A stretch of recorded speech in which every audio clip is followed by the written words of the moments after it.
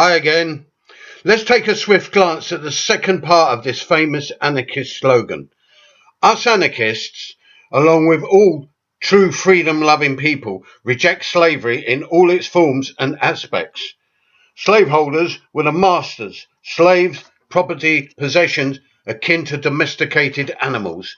Slavery's heritage lingers with poisoned attitudes such as racism, blind obedience, and willingness to defend the system.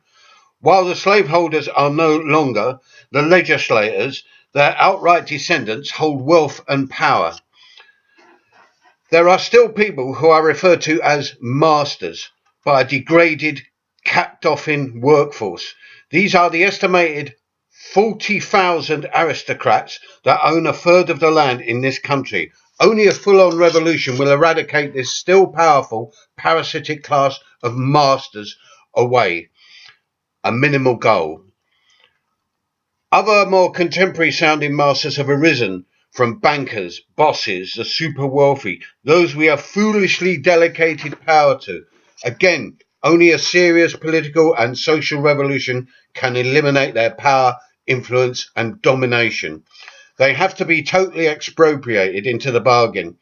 So we call for all-out class war waged by our side, the working class, the disenfranchised, the oppressed and exploited, rather than the one-sided affair we have now, waged almost exclusively by our masters of all descriptions. We want a class war leading to the creation of viable alternatives without masters of any description, whether they be financial, oligarchs, politicians, bureaucrats, right through to the petty bosses barking at us from all directions. We want to destroy these diseased relationships throughout the world and here in the UK.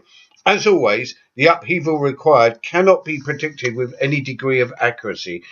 It will arise unexpectedly from an event or source we can only vaguely speculate upon.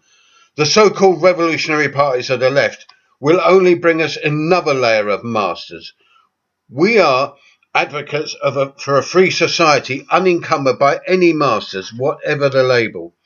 No gods, no masters is a slogan, a gut sentiment that represents different sides of the same anarchist coin. It's as relevant today as it ever was. Maybe in today's conditions more so.